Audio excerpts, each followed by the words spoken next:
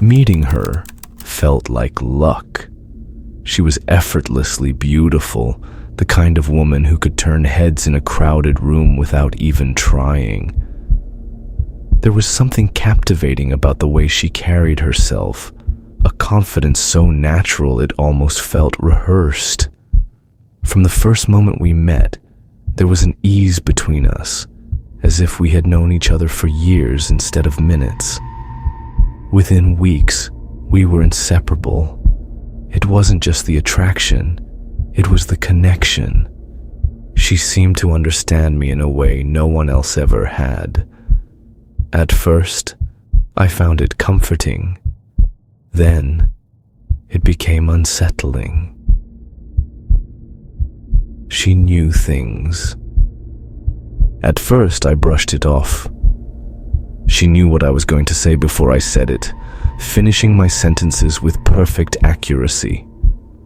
She anticipated my reactions, my habits, even my smallest preferences.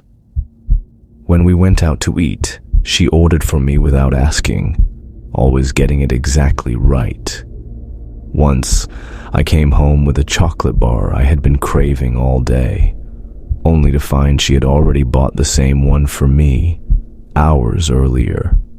Little things, coincidences. I told myself it was just the kind of bond that happens in close relationships. But as the weeks passed, it felt like more than that. One afternoon, we were at my apartment sitting on the couch when she casually mentioned a song I loved, except I had never told her about it. I laughed it off, asking how she knew. She just shrugged. I just do. The next day, she asked me if I had remembered to take my allergy medication. I had never mentioned my allergies. That was when the unease started. One night, I woke up to find her staring at me. She wasn't asleep. She wasn't groggy. She was watching me, wide-eyed, completely alert. I mumbled something, half asleep, and rolled over. When I woke up again, she was back in her usual spot, curled up against me, breathing softly. But something about the way she had been looking at me stuck with me. I started paying attention, and I realized she was always watching me, not in an obvious creepy way, but in small, almost imperceptible moments. I'd catch her glancing at me while I worked, studying my face while I ate. Sometimes I'd feel a chill run down my spine, only to turn and find her already looking at me, a faint smile on her lips. I tried to ignore it, until she started knowing things no one should know. One night, we were lying in bed, her fingers absent-mindedly tracing circles on my arm. Her voice was soft, almost hypnotic when she spoke. "You had a dog when you were 8, right?" The words hit me like a punch to the gut. Charlie. He had been my best friend, a shaggy mutt with big brown eyes who followed me everywhere. He died when I was 8, hit by a speeding car right outside my house. I had cried for days. I hadn't talked about him in years. I turned to her, trying to keep my voice even, and asked how she knew. She didn't hesitate. "I just do." Something cold settled in my stomach. I never mentioned Charlie. Not to her, not to anyone. It got worse. She started mentioning memories, things that weren't just personal, but deeply buried. One night, as we sat on the couch, she turned to me with that same strange, knowing expression. "You were almost kidnapped when you were 5. The room seemed to shrink around me. I hadn't thought about that moment in decades. I had been at a grocery store with my mom. She let go of my hand for just a second, reaching for something on a high shelf. That was when a man grabbed my wrist, squeezing it hard. He started leading me away, walking fast. I was too scared to scream. I still remember the feeling of my small feet stumbling to keep up. Then suddenly, my mom's voice screaming my name. The man let go. He vanished into the crowd before anyone could stop him. My mom never spoke about it after that day. Neither did I. But now, she knew. I started pulling away. Something about her presence felt too much. It wasn't normal to know this much about someone, especially when they had never told you. I began testing her, slipping small lies into conversations just to see if she'd repeat them later. But she never did. She never fell for the false details. She only ever mentioned things that were true, things only I should know. The final straw came a few nights later. I was in bed, trying to sleep, but I couldn't shake the feeling that something was wrong. My skin prickled, every nerve in my body screaming at me to wake up.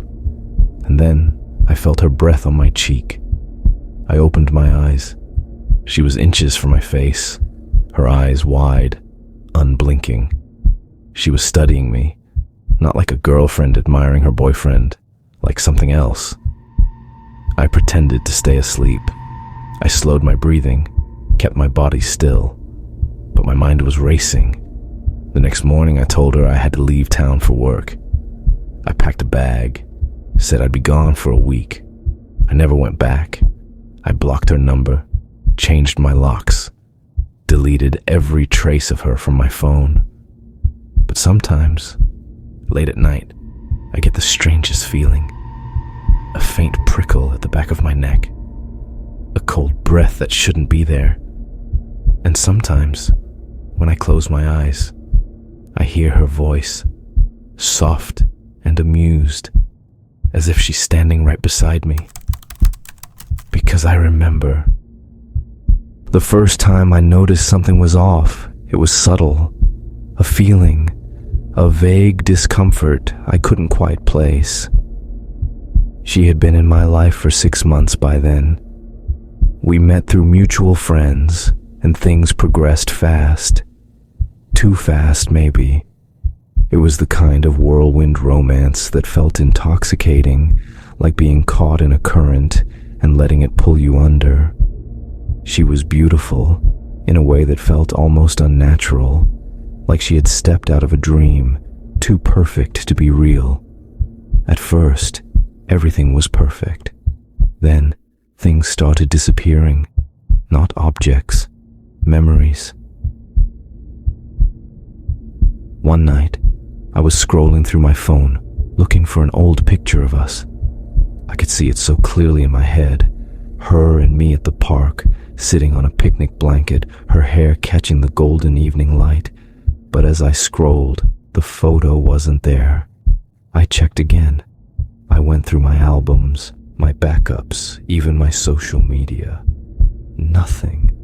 At first, I thought I must have deleted it by accident, but as I kept searching, a deeper unease crept over me. It wasn't just that picture. There were no pictures of her at all. Every memory I had captured over the past 6 months, the dinners, the road trip, the lazy mornings in bed, they were all gone. At first, I told myself it was some kind of glitch. Maybe I had changed phones and lost some files in the process. Maybe I had transferred them to another folder. But the more I looked, the more I realized any photo she should have been in was simply missing. And not just missing, replaced. In every picture where she should have been, there was just empty space. A gap where a person should have been. I checked my social media next. The captions were there, the comments, the likes. But the images, blank. That's when my stomach really dropped. I called my best friend. I asked him if he had any pictures of us together. He hesitated before answering, like he didn't understand the question. Then he laughed, uneasy. Told me I was joking, right?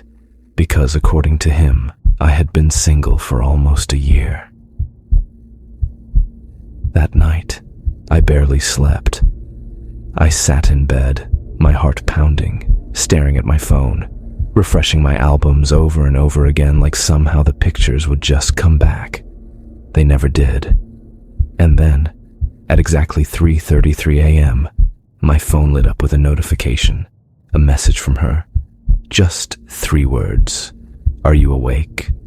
I didn't respond. I didn't move. I just sat there, my whole body frozen, staring at the screen. Then, as I watched, one more message appeared. "Check again." A cold, sick feeling crawled up my spine.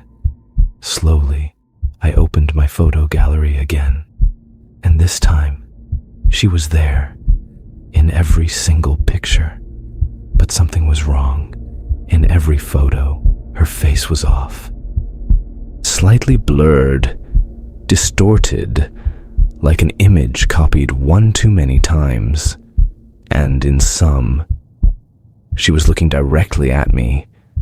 Even in photos where she shouldn't have been facing the camera, her head was slightly turned, just enough that her eyes, dark, empty, were locked on mine. The next morning, I tried to call her, no answer. I texted, no response. I went to her apartment, and that's when I realized I had never been there, not once. She always came to me, always met me somewhere else. I stood outside the address she had given me, staring at a building that felt completely unfamiliar. I rang the buzzer. Nothing. I asked a neighbor if they knew her name. They didn't. It was like she had never lived there, like she had never existed at all. I never saw her again after that. But sometimes, late at night, my phone screen flickers, just for a second. And when I open my gallery, there's always one new picture, a photo of me, taken from just outside my bedroom window. The night I found the letters, something inside me shifted. I hadn't been looking for them.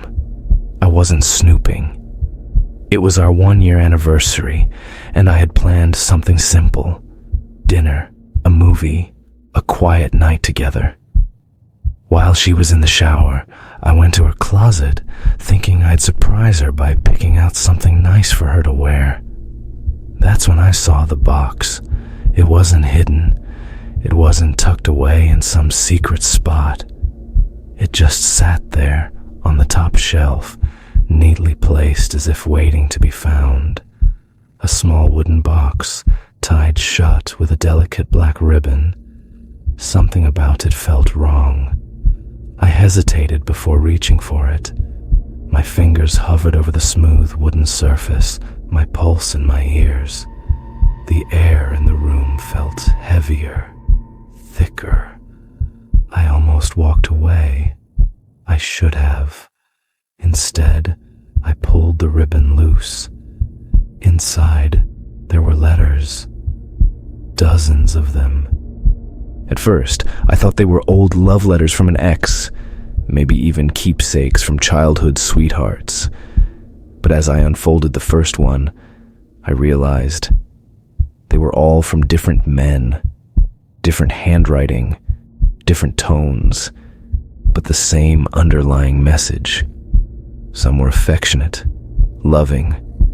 Some were filled with fear. I read them one by one, my hands growing colder with every page. I don't understand what's happening, but I'm scared. Please just tell me the truth. Why won't you let me leave? I keep waking up in different places. I don't remember going to bed. I don't remember what happens at night. What did you do to the others? The others. The word stood out like a red warning light in my mind. I kept reading, my breath shallow, my heart pounding. Then I found the last letter. Unlike the others, it wasn't handwritten. It was printed, typed out in a shaky, uneven font. The ink had smudged in places, as if the paper had been held in trembling hands. It was short. If you find this, it means she's already chosen you. You won't be the last. You were never the first. I stood there, gripping the paper so tightly my knuckles turned white. I didn't hear her come in, but I felt her, a shift in the air, a presence just behind me. I turned slowly, my pulse hammering against my ribs. She was standing in the doorway. Her hair was still damp from the shower, dripping onto the hardwood floor.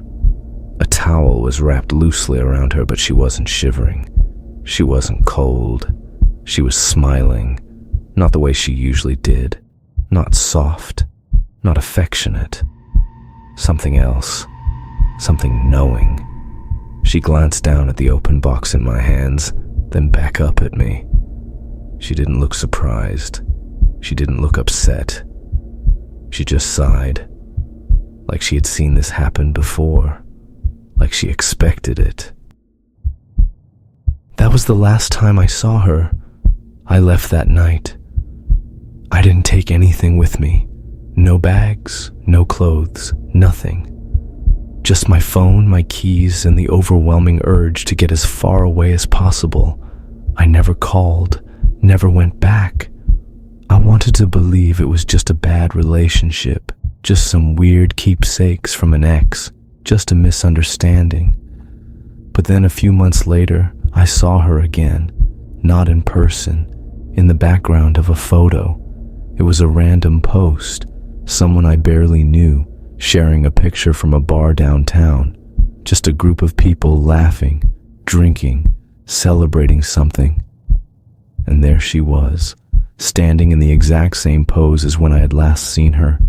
Same soft smile, same knowing expression, looking directly at the camera, at me, like she had been waiting, like she already knew I would see it. And I know I wasn't the last.